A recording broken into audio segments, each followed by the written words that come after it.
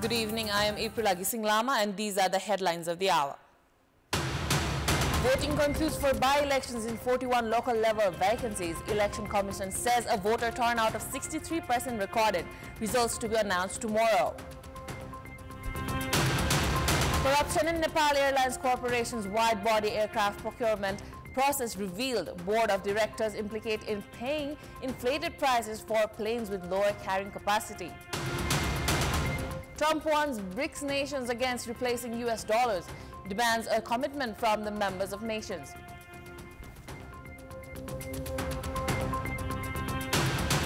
And Nepal gets eliminated from the Under-19 Asia Cup. Bangladesh triumphs over Nepal by 5 wickets. Sri Lanka and Bangladesh secure semi-final spots. Let us begin with some by-elections update.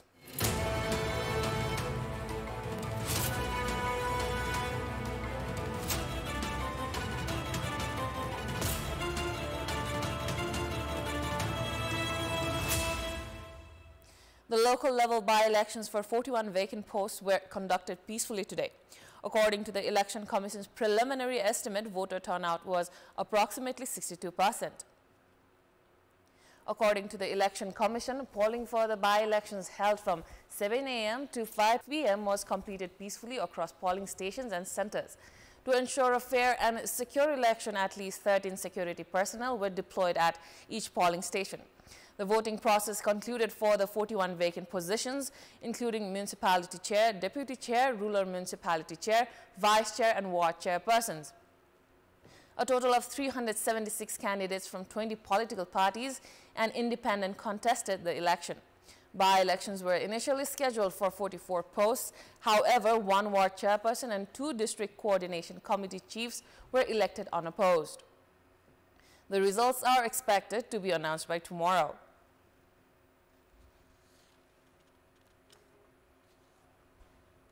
Now, in our public voice segment today, we have asked in several provinces, what do you expect from the elected representatives of the local by-elections?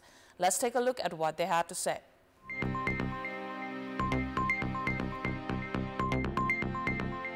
पक्षपातपूर्ण काम नेताहरूबाट नहोस् एकदम सकारात्मक काम होस् हाम्रो मत खेरा नजाओस् उहाँले यस्तो राम्रो काम गरिदिनुहोस् कि हामी सबै जनता अब अर्कोचोटिको चुनावमा चाहिँ सुस्फूर्त रूपमा हामी भोट दिन पाऊँ कि खानेपानी तथा बाटोघाटो कुन ठाउँमा चाहिँ असहज भइरहेको छ हैन जनतालाई असुविधा भइरहेको छ त्यो ठाउँको पहिचान गरेर त्यो ठाउँमा चाहिँ अलिकति ध्यानाकर्षण गरिदिनु भयो भने अलि बेस हुन्थ्यो अहिले जित्ने वडा अध्यक्षले हामीलाई बाटोघाटो ल्याइदिने अनि गाउँमा विकास ल्याइदिनु पर्यो कृषिदेखि लिएर हरेक यो खानेपानीदेखि लिएर बाटोघाटोसम्म सबै विकास भइदियोस् भन्ने हाम्रो चाहना छ स्वास्थ्य चौकीमा पनि सधैँ जचाउने भन्ने थियो एक दिन मात्रै आउने महिनाको एक दिन दुई दिन मात्रै आएन पिछडिएका जातिहरुमा अनि सबै एउटै समाज होला भन्ने आशा छ पहिला चाहिँ शिक्षामा जोड पर्यो यदि शिक्षित भयो भने अलरेडी कृषिमा अनि सब थोकमा सबल हुन्छ जुन पनि विकासको क्रममा काम बाँकी छ त्यो काम सबै होस् कृषि स्वास्थ्य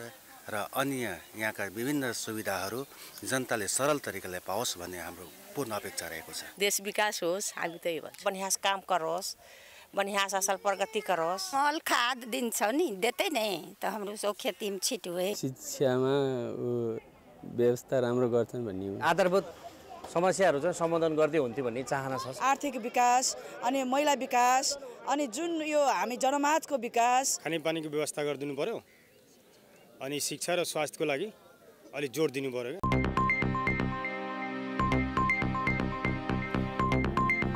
The Commission of Investigation of Abuse of Authority, CIAA, has filed a case in the special court alleging corruption of around 15 billion Nepali rupees in Nepal Airlines wide-body aircraft purchase. Secret documents were obtained which prove serious manipulation from the beginning. Documents obtained by Kantipur television has revealed planned manipulation in Nepal Airlines Corporation's wide-body aircraft procurement from the beginning. In the Nepali year of 2073, BS Nepali Airlines had decided to purchase 2 aircrafts with 10 companies submitting proposals. Despite offering lower capacity at higher prices, AAR company was selected, bypassing 9 other bidders. The board approved paying $6.6 million more for reduced capacity aircraft, ignoring recommendations to adjust costs. The then General Manager Sugat Rana Kansakar paid $216.3 million for planes originally priced at $209.6 million. Evidence shows inflated payments and irregularities with signatures from board members and officials on key decisions. After 5 years of investigation, the CIAA has filed a case against 32 individuals, including former Tourism Minister Jeevan Bahadur Sai. The special court's decision will be crucial in addressing corruption within Nepal Airlines Corporation. Now moving on, Prime Minister KP Sharma Oli is set to depart for Beijing tomorrow for a 4-day official visit to China. This marks his first foreign visit since assuming office for the 4th time 4.5 months ago. Premier Oli will depart for Beijing tomorrow at 11 a.m. by Himalayan Airlines for the official visit. He is scheduled to meet China's President, Prime Minister and Congress President on Tuesday with a key agreement signing plan for 3rd of December. On Wednesday, Oli will address Nepali and Chinese business leaders, visit local sites, and will be speaking at the Peking University. In the evening, he will attend a program hosted by the Nepali Embassy. सी जिनपिङसँग भेटवार्ता गर्नुहुनेछ। सोही दिन चीनका महामहिम प्रधानमन्त्रीसँग द्विपक्षीय वार्ता bilateral टक गर्नुहुनेछ र चीनिया जनकांग्रेस स्थायी समितिका अध्यक्ष झाओ लेजीसँग पनि भेटवार्ता गर्नुहुनेछ। सोही दिन सम्माननीय प्रधानमन्त्रीज्यूको सम्मानमा चीनका महामहिम प्रधानमन्त्रीज्यूले एक ब्याङ्क्वेट होस्ट गर्नुहुनेछ।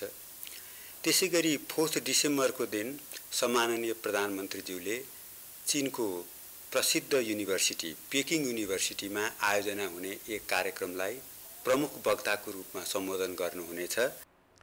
The Ministry of Foreign Affairs has stated that Premier Oli's visit to China will focus on signing agreements related to infrastructure development and connectivity. According to Amrit Rai, Permanent Secretary of the Ministry, the visit has a packed schedule with no additional programs planned. A delegation of around 90 members from the government and private sectors will accompany the Prime Minister, who is set to return home on Thursday afternoon after concluding the 4-day official visit. It is time now for a short break. We have more news coming up. Welcome back.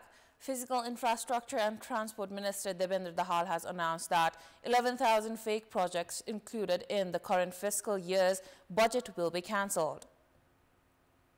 Dahal stated that a preliminary study has revealed the inclusion of fake projects in the current fiscal year's budget, which will be cancelled after further investigations. Prime Minister KP Sharma Oli directed ministries and secretaries to revise the budget, citing 11,000 fake projects. Minister Dahal posted that the process by which these projects were added after the budget was approved is still under investigation. कुरा चाहिँ सम्माननीय प्रधानमन्त्रीज्यूले उठाएको भन्ने विषय जहाँसम्म छ हामी यी आयोजनाहरू कसरी त्यसरी विषयमा आए संसदले पास गरेको आयोजनाको संख्या भन्दा कसरी त्यो संख्या बढ्यो भन्ने कुराको अध्ययन हुनुपर्छ त्यो चाहिँ अब अराजकता हो त्यो वास्तवमा भन्ने हो भने He criticized the allocation of only 6.9 million rupees for the construction of 637 concrete bridges, calling it unscientific. Minister Dahal also mentioned an ongoing investigation into fake license, adding that the 37,000 licenses sent to Madhya province for review are in poor condition. Now, a police sub-inspector of the armed police force, Lakshman Prasad Yadav, was killed this morning by a liquor smuggling gang in Bariyarpati Rural Municipality 1 near the Nepal-India border. The incident involved an unregistered vehicle reportedly used by the smugglers. 8 security personnel, including 48-year-old Sub-Inspector Lakshman Prasad Yadav, were stationed at the Badari base camp of the APF. They were tasked with intercepting a Scorpio vehicle suspected of smuggling alcohol to India. According to the police, while attempting to stop the vehicle around 3 a.m., it struck Yadav and fled the scene. Sira police spokesperson DSP Birendra Kumar Paswan stated that Yadav, who sustained critical injuries in the collision, was rushed to the provincial hospital in Lahan, where he was pronounced dead on arrival. DSP Paswan added that other officers positioned at different locations saw the vehicle from a distance but were unable to identify its license plate.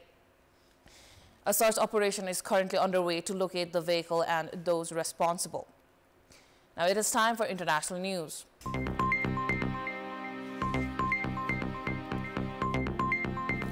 U.S. President-elect Donald Trump on Saturday demanded that BRICS member countries commit to not creating a new currency or supporting another currency that would replace the United States dollar or face 100% tariffs. Trump posted on his social media expressing that the U.S. requires the commitment that the countries won't create a new BRICS currency or back any other currency to replace the U.S. dollars. He has also warned that any country who tries to replace U.S. dollar in international trade should wave goodbye to America. BRICS refers to original members of the Intergovernmental Group of Economies: Brazil, Russia, India, China, and South Africa. It also includes Iran, Egypt, Ethiopia, and the United Arab Emirates. Meanwhile, U.S. President-elect Donald Trump said on Saturday he discussed the border, trade, and energy in a very productive meeting with Canadian Prime Minister Justin Trudeau amid fears of a trade war. Trudeau paid an unannounced visit to Florida on Friday evening and had dinner with Trump at his Mar-a-Lago residence days after Republican Trump pledged to impose 25% tariffs on Canadian and Mexican imports after he is sworn in as president in January. Trump said in a post on Truth Social that we discussed many important topics that will require both countries to work together to address, like the fentanyl and drug crisis that has decimated so many lives as a result of illegal immigration, fair trade deals that do not jeopardize American workers, and the massive trade deficit the U.S. has with Canada. He added that Trudeau has made a commitment to work with us to end this terrible devastation of U.S. families. Trudeau, in a post on social media X on Saturday, said he looked forward to the two working together. A Canadian government official speaking on the condition of anonymity told that it was a positive, wide-ranging dinner that lasted 3 hours. Now, a huge flooding caused by heavy rains in Malaysia and neighboring Thailand has killed at least 12 people. More than 122,000 people have been forced out of their homes in northern Malaysia, while in southern Thailand, around 13,000 others have also been displaced. There are fears the number could rise as heavy rain and storm warnings remain in place. Emergency services personnel have been deployed to help rescue stranded residents, and shelters are being provided. The flooding, which began earlier in the week, has seen thousands of residents evacuated in both nations.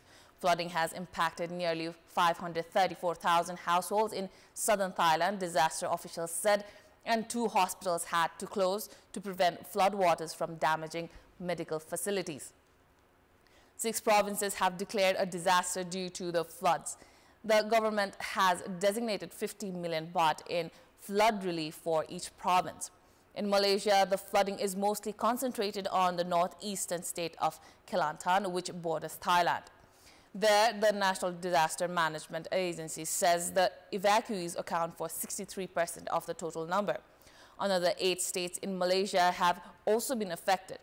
The Malaysian Meteorological Department warned that heavy rains will continue until Sunday in some states, while its Thai counterpart warned that very heavy rain could continue throughout the next week.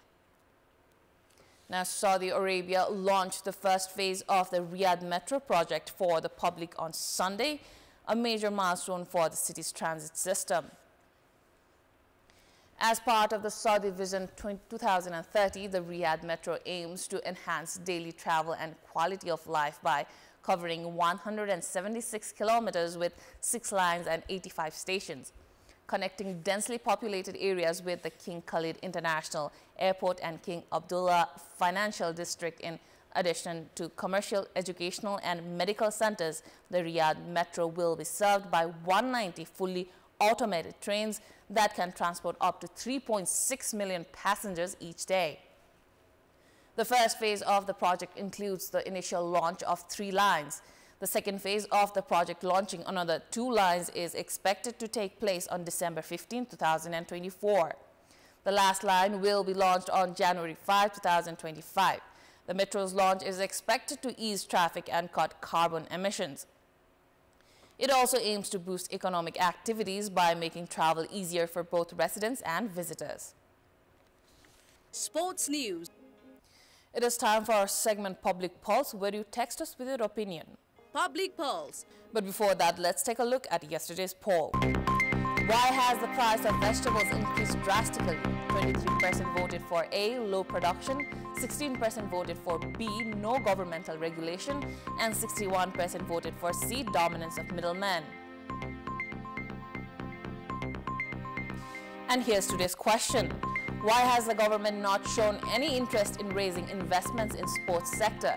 Your options are A, lack of willingness, B, lack of resources, or C, not understanding the importance. The voting is on. Type and EWS, select your option A, B or C and send it to 34001 to share your opinion with us. Now, Nepal has been eliminated from the group stage of Under-19 Asia Cup following a 5-wicket defeat to Bangladesh today. With 1 match remaining, Nepal has been knocked out of the competition. Bangladesh opted to field after winning the toss against Nepal in the Under-19 Asia Cup at the Dubai International Cricket Stadium. Nepal managed 141 runs in 45 overs, with Uttam Magar and debutant Abhishek Tiwari scoring 29 each. Despite a poor start, with top-tier batters failing, Nepal's lower order contributions helped post a modest target. Saad Islam, Al Fahad and Iqbal Hussain took 2 wickets each for Bangladesh. Bangladesh chased the target comfortably, reaching 142 runs in 28 overs with 5 wickets down. Jawad Abrar scored 59 off 65 balls and captain Azizul Hakim hit a half-century, adding 52 off 72 balls. Nepali captain Hemant Dhami dismissed Kalam Siddiqui for 0. In a parallel match, Sri Lanka dominated Afghanistan with a 131-run victory powered by Sarajan's 102-run century. Sri Lanka and Bangladesh have secured semi-final spots. As for Nepal and Afghanistan, they are eliminated. Now, Nepal lost to Pakistan in the semi-finals of the Blind Cricket World Cup by 10 wickets. With the loss, Nepal's World Cup journey comes to an end. Nepal opted to bat first and made 14 runs in 20 overs, losing all its wickets. Opener Padam Badaila and Madan Nupane's duo managed to score 10 runs. Padam went out on 8 and Madan on 5 runs. Batter Sagar Lama was out in 4 runs, Bharat Thapa on 6 runs and Naresh Chaudhary went out in 1 run. Durgadatta Paudel, retained in the Nepal, managed to score a total of 94 runs after undefeated 17 runs contribution of Naresh Bania. Pakistan chased the target of 98 runs in 5.3 overs. Pakistan's Babar Ali and Kamran Akhtar's duo were enough to defeat Nepal. Babar made 32 runs in 14 balls, while Kamran made 63 runs in 21 balls. Nepal reached semi-finals by making 6 points in 6 games in the group stage. Nepal defeated Afghanistan and South Africa in the group stage matches. Nepal had lost to Pakistan in the group stage by 10 wickets. The final match is scheduled for tomorrow. Bangladesh and Sri Lanka will be clashing in the finals. That is all for the moment. Thank you for watching. Good night.